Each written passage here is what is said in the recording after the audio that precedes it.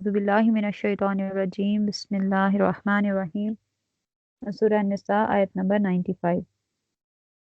ला यस्तविल क़ाइदूना, नहीं है बराबर बैठे रहने वाले, मिनल मुमिनीना मोमिनों में से, गैरु उली दररी बगैर उज़र के, या वो लोग जो माजूर हैं उनके सिवा, माजूरों के सिवा, वल मुजाहिदूना और मुजाहिद फी सबीलिल्लाहि अल्लाह के रास्ते में, बि अमवालिहिम जो अपने मालों से, व अनफुसिहिम और अपनी जानों से जिहाद करते हैं। फद्दलल्लाहु अल्लाह ने फजीलत दी अल मुजाहिदीना जिहाद करने वालों को, बि अमवालिहिम अपने मालों से, व अनफुसिहिम और अपनी जानों से, अलल क़ाइदीना बैठने वालों पर, दरजा दर्जे में, व कुल्लन और हर एक को, वअदल्लाहु वादा पहुंचेगा या वादा, और हर एक के लिए वादा है अल्लाह का अल हुस्ना अच्छा, और हर एक के लिए अल्लाह का वादा अच्छा है। वफ़द्दलल्लाहु और फजीलत दी अल्लाह ने अल मुजाहिदीना मुजाहिदीन को, अलल क़ाइदीना बैठे रहने वालों पर, अजरन अजीमा अजर अजीम। और बैठे रहने वाले मुसलमान या मुसलमानों में से वो लोग जो बगैर उज़र के बैठे रहें, वो और जो अल्लाह की राह में अपने मालों से और अपनी जानों से जिहाद करने वाले हैं, वो बराबर नहीं। और अल्लाह ने फजीलत दी है दर्जा में उन लोगों को जो अपने मालों से और अपनी जानों से जिहाद करने वाले हैं, बैठे रहने वालों पर। और हर एक को अल्लाह ने अच्छा वादा दिया है, और अल्लाह ने मुजाहिदों को बैठ रहने वालों पर दर्जे में फजीलत दी है, और अजर अजीम, मतलब अजर अजीम के एतबार से उन्हें फजीलत दी है। ये आयत जो है वो ग़ज़वा बदर में शामिल होने वाले लोगों और जो लोग शामिल नहीं हुए थे, ये उनके बारे में नाजिल हुई है। यानी वो लोग जो ग़ज़वा बदर में शामिल हुए थे और वो लोग जो ग़ज़वा बदर में शामिल नहीं हुए थे, ये उनके लिए नाजिल हुई है। अम, इस आयत का शान नज़ूल कुछ इस तरह से है कि पहले जब ये आयत नाजिल हुई तो इसमें ये वाले अल्फाज नहीं थे, गैरु उली दरारी, पहले इन अल्फाज के बगैर नाजिल हुई, ला यस्तविल क़ाइदूना मिनल मुमिनीना वल मुजाहिदूना फी सबीलिल्लाह, और आगे पूरी आयत। तो हज़रत ज़ैद बिन साबित नकल करते हैं कि मैं वो अपने बारे में बताते हैं कि मैं रसूलुल्लाह सल्लल्लाहु अलैहि वसल्लम के पहलू में बैठा हुआ था कि आप पर सकीना गालिब आ गई, और आका करीम सल्लल्लाहु अलैहि वसल्लम की रान मेरी रान के ऊपर आ पड़ी, और मैंने हुज़ूर सल्लल्लाहु अलैहि वसल्लम की रान से बढ़कर किसी भी चीज़ को भारी नहीं पाया। फिर आप सल्लल्लाहु अलैहि वसल्लम पर वही का सिलसिला मुनक़ता हुआ, तो आप सल्लल्लाहु अलैहि वसल्लम ने फरमाया कि लिखो।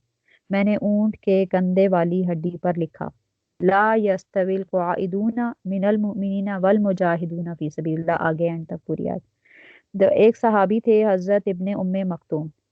वो भी उधर ही बैठे हुए थे, तो उन्होंने जब ये मुजाहिदों की फजीलत को सुना,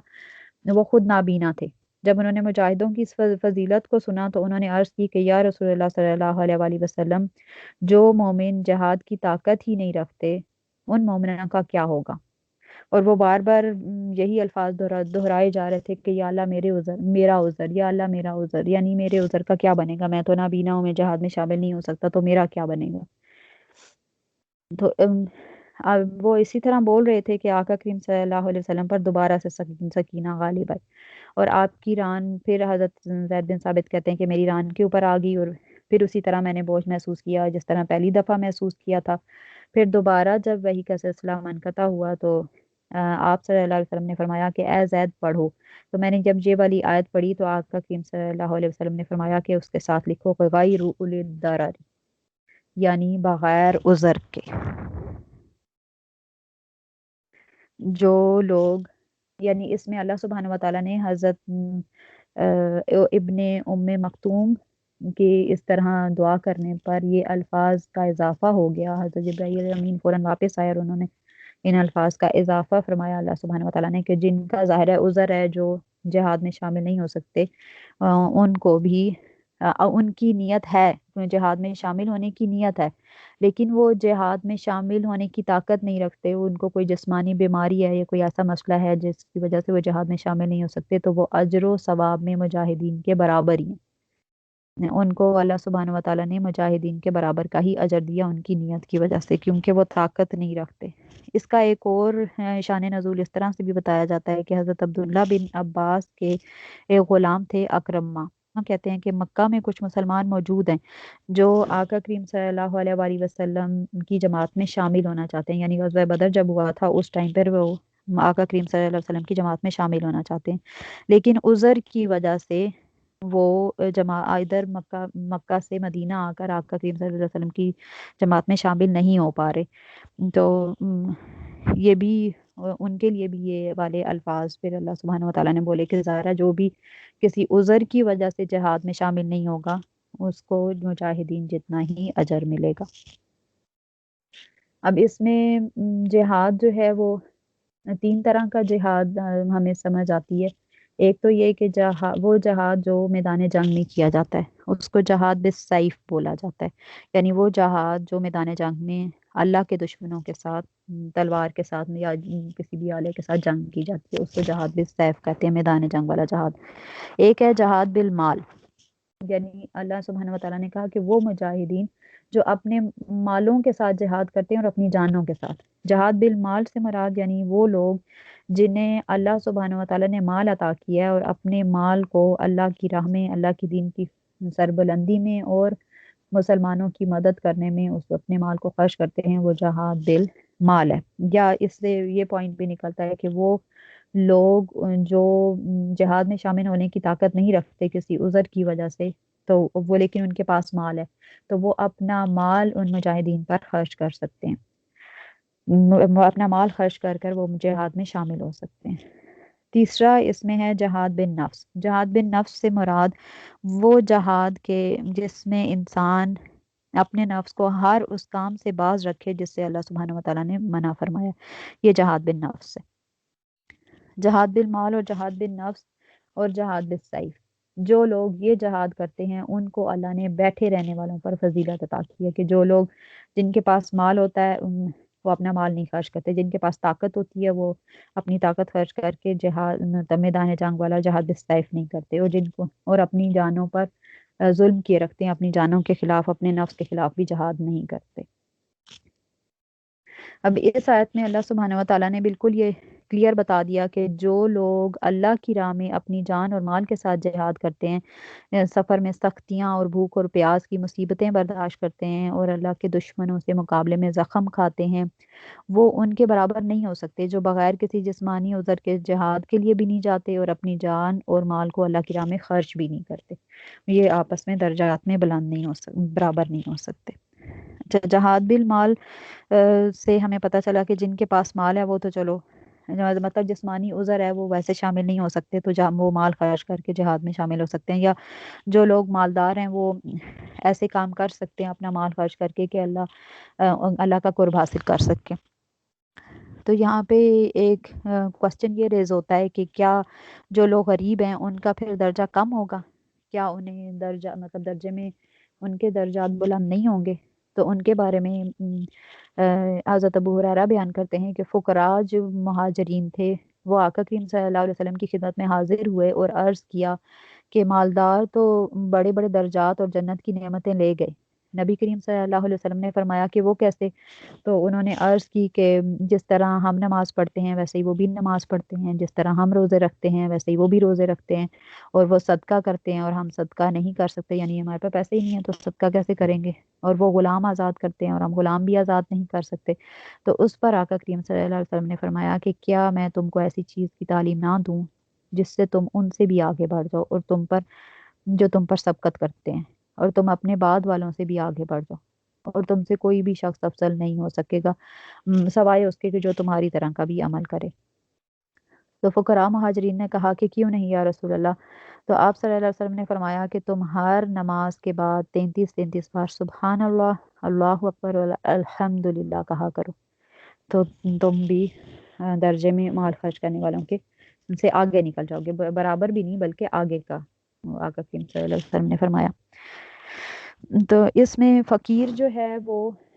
جو آج کر کے گداگر لوگ ہیں جو یہ گلیوں میں مانگتے پھر رہے ہوتے ہیں اس کو فقیر نہیں کہا جاتا، اصل میں فقیر وہ انسان ہے جیسے جو جیسے مہاجرین فقراء تھے، جیسے حضرت بلال حبشی تھے کہ لوگوں سے سوال وغیرہ نہیں کرتے، لوگوں کے آگے ہاتھ نہیں پھیلاتے۔ اور مالدار سے مراد جو ہے وہ آج کل کے مالدار یا آج کل کے سرمایہ دار نہیں ہیں جو حلال حرام ہر طرح کا پیسہ جمع کر کے لوگوں پہ ظلم کر کے تو اپنے مال بری جا رہے ہیں، بلکہ مالدار سے مراد بھی وہ مالدار ہیں جو حلال رزق کمائے، حضرت عثمان غنی جیسے، ٹھیک ہے، اور اس کو اللہ کی راہ میں خرچ کریں۔ پھر تیسری یہاں پہ بات ہو رہی ہے درجات کی۔ درجات کیا ہیں؟ درجات سے مراد لیولز ہیں، ڈفرینٹ لیولز، یا درجات جو ہیں وہ ڈفرینٹ مقامات کو کہا جاتا ہے۔ جیسے احادیث سے ہمیں پتہ چلتا ہے کہ آقا کریم صلی اللہ علیہ وسلم نے فرمایا کہ جنت کے 100 درجات ہیں جو اللہ سبحانہ و تعالیٰ نے مجاہدین کے لیے تیار کر رکھے ہیں، اور ایک درجہ سے دوسرے درجے کے درمیان جو فاصلہ ہے وہ اتنا فاصلہ ہے جتنا زمین اور آسمان کے درمیان ہے۔ ساتھ میں آقا کریم صلی اللہ علیہ وسلم نے فرمایا کہ جب تم اللہ تعالیٰ سے کسی چیز کا سوال کرو تو اس سے پھر دوست کا سوال کرو، کیونکہ یہ سب سے بہترین اور اعلیٰ جنت ہے، اور اس کے اوپر رحمان کا عرش ہے، اسی سے جنت کی نہریں نکلتی ہیں۔ مطلب درجات جو ہیں وہ 100 درجات ہیں اور جو مجاہدین کے لیے تیار کیے گئے ہیں، اور ہر درجہ جو ہے وہ اتنا بڑا ہے کہ جتنا زمین اور آسمان کے درمیان فاصلہ ہے، اور وہ یاقوت اور اس سے بھرے ہوئے ہیں، اور مطلب اللہ کی بے شمار نعمتیں ہیں ان پر۔ ایک اور اسی طرح حدیث ہے کہ آقا کریم صلی اللہ علیہ وسلم نے فرمایا کہ جو اللہ تعالیٰ کے رب ہونے، اسلام کے دین ہونے اور حضرت محمد صلی اللہ علیہ وسلم کے رسول ہونے پر راضی ہو، اس کے لیے جنت ثابت ہو گئی۔ ابو سعید رضی اللہ تعالیٰ عنہ جو ہیں وہ یہ سن کر خوش ہوئے اور عرض کیا کہ یا رسول اللہ صلی اللہ علیہ وسلم، یہ مجھ پر دوبارہ بیان کیجئے۔ تو آپ آقا کریم صلی اللہ علیہ وسلم نے اس پر دوبارہ اس سے بیان کیا، پھر فرمایا کہ ایک اور عمل بھی ہے جس کے ذریعے اللہ تعالیٰ بندے کو 100 درجات میں بلند فرمائے گا، اور 2 درجوں کے درمیان اتنا فاصلہ ہے جتنا فاصلہ زمین اور آسمان کے درمیان ہوتا ہے۔ تو انہوں نے عرض کی کہ یا رسول اللہ وہ عمل کون سا ہے؟ تو آپ صلی اللہ علیہ وسلم نے فرمایا کہ اللہ تعالیٰ کی راہ میں جہاد کرنا۔ اب اس سے آپ کو اندازہ ہوا ہمیں کہ جہاد کرنے سے کتنے بڑے بڑے درجات اور جہاد کرنے کی کتنی فضیلت ہے۔ اور پھر اسی طرح اگلی آیت میں آ گیا ہے کہ درجات منہ و مغفرۃ و رحمہ، کہ درجے ہیں اس کی طرف سے، یعنی اللہ کی طرف سے، اور بخشش اور رحمت۔ وکان اللہ، اور ہے اللہ، غفور اور رحیمہ،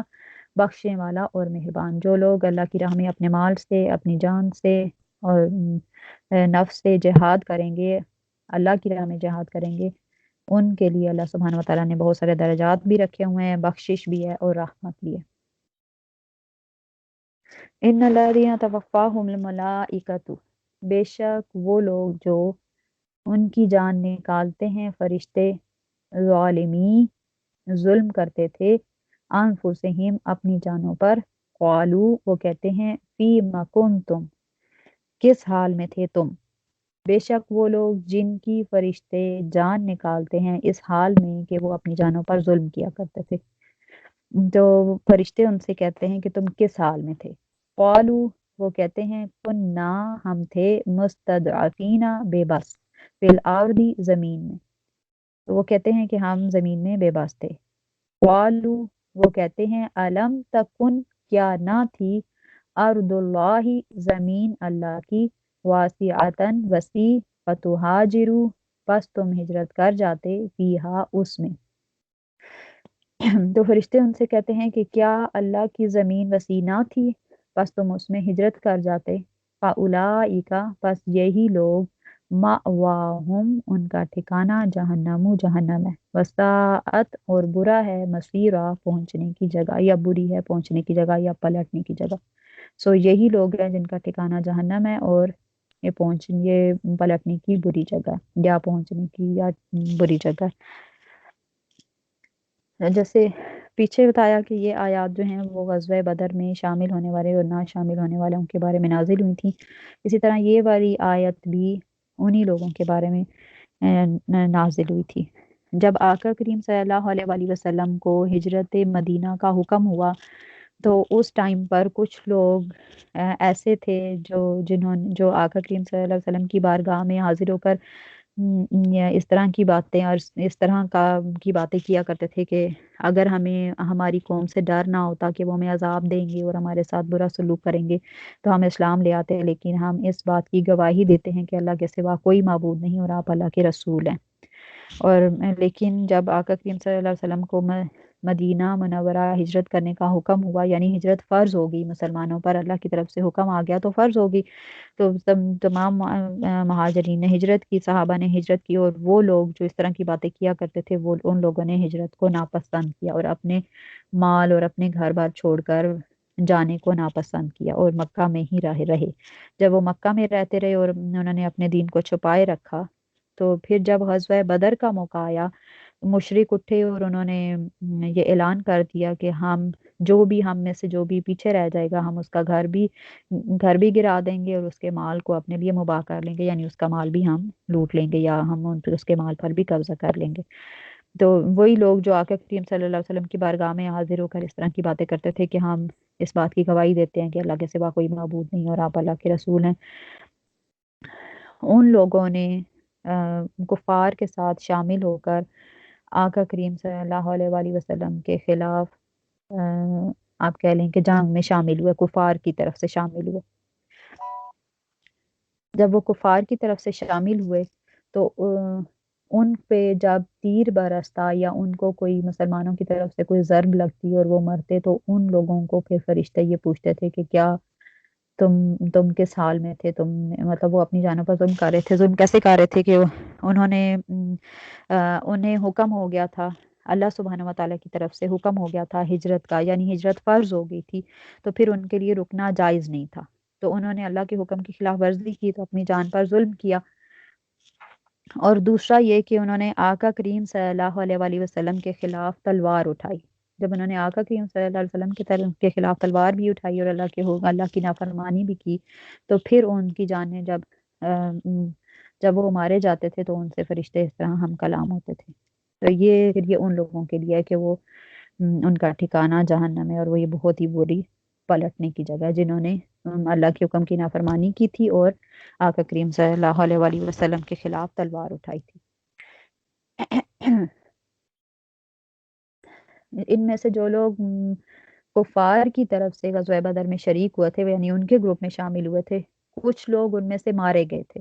اور کچھ لوگ قیدی بنا کر مسلمان انہیں لے گئے تھے، اور جب مسلمان انہیں لے گئے تھے قیدی بنا کر، تو انہوں نے جا کر بتایا تھا کہ ہم تو آپ پر ایمان لاتے ہیں، ہم تو آپ کے سامنے ایسے کلمات کہتے تھے۔ تو جب صحابہ نے ان کے لیے استغفار کرنا شروع کی، تو اس ٹائم پر پھر اللہ سبحانہ و تعالیٰ نے یہ آیت نازل فرمائی کہ ان لوگوں نے اللہ کی نافرمانی کی اور نبی کی بات نہیں، نبی کے خلاف تلوار اٹھائی، اور اللہ کی طرف سے حکم ہوا تھا ہجرت کرنے، انہوں نے نہیں کی، تو اس وجہ سے ان کے لیے جہنم ہے، ان کا ٹھکانہ جہنم ہے۔ پھر ساتھ ہی اگلی آیت میں اللہ سبحانہ و تعالیٰ نے بتا دیا کہ سوائے ان لوگوں کے جو بے بس تھے، اس کا ذکر اگلی آیت میں آ رہا ہے، الا مگر المستضعفین بے بس من الرجالی مردوں میں سے، والنسائی اور عورتیں، والولدانی اور بچے، لا یستطیعون نہیں کر سکتے، حیلتن کوئی تدبیر، ولا یہتدون اور نہیں پاتے ہیں، سبیلا کوئی راستہ، مگر جو بے بس ہیں مرد اور عورتیں اور بچے کہ کوئی تدبیر نہیں کر سکتے اور نہ کوئی راستہ پاتے ہیں، فاولئک تو ایسے ہی لوگ ہیں، عسى اللہ ان قریب اللہ، یا اب دوسری ٹرانسلیشن یہ بھی ہو سکتی ہے کہ امید ہے اللہ ان یعفو معاف فرمائے، عنہم ان کو، یا ان سے درگزر فرمائے، یا ان قریب اللہ انہیں معاف فرمائے گا، وکان اللہ اور ہے اللہ عفوا غفورا معاف کرنے والا اور بخشنے والا۔ اس میں اللہ سبحانہ و تعالیٰ نے جن لوگوں نے ہجرت نہیں کی تھی ان میں سے کچھ لوگوں کو ہجرت، مطلب اس یہ جو وعید ان کو سنائے گی اس سے کچھ لوگوں کو مستثنا قرار دے دیا۔ کن لوگوں کو؟ کہ جو بے بس تھے، جن کے پاس مال و اسباب بھی نہیں تھا اور ہجرت کرنے کے وسائل بھی نہیں تھے، اور یا وہ اتنے کمزور تھے یا انہیں راستہ بھی نہیں پتا تھا، وہ ہجرت نہیں کر سکتے تھے، تو ان کو اللہ سبحانہ و تعالیٰ نے ان کا عذر قبول فرمایا اور ان کو لیے فرمایا کہ اللہ انہیں معاف فرمانے والا ہے۔ حضرت ابن عباس کہتے ہیں کہ میں اور میری ماں انہی مستضعفین میں سے تھے، میں بچوں میں سے تھا اور میری ماں عورتوں میں سے تھی۔ آگے ہے وَمَن یُہَاجِر، اور جو ہجرت کرے فی سبیل اللہ، اللہ کے راستے میں، یجد فی الارض،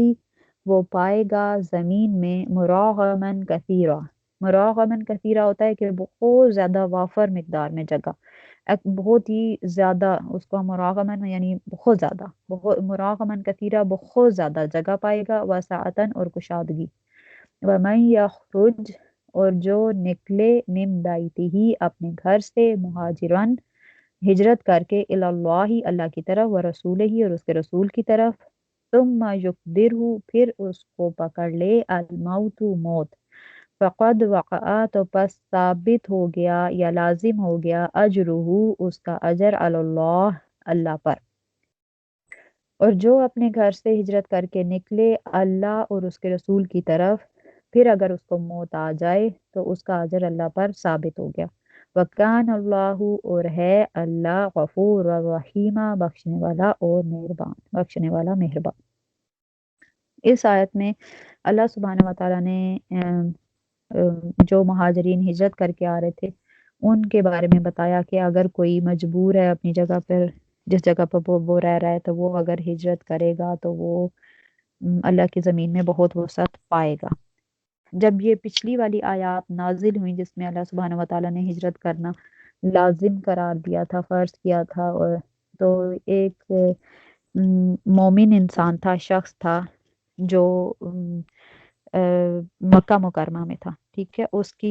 اس کے پاس مال تھا لیکن وہ بیمار تھا، وہ خود سے ہجرت نہیں، مطلب چل کر نہیں جا سکتا تھا یا سفر نہیں کر سکتا۔ جب اس نے یہ آیات سنی تو اس نے اپنے گھر والوں سے کہا کہ میرے پاس وسائل ہے، میرے پاس مال ہے، بس مجھے اٹھا لو اور مکہ مکرمہ سے مدینہ منورہ کی طرف لے چلو، کہ مجھے مکہ میں بہت تپش محسوس ہوتی ہے، گرمی محسوس ہوتی ہے۔ تو جب اس نے یہ کہا تو گھر والوں نے پوچھا کہ تمہیں کہاں لے چلیں؟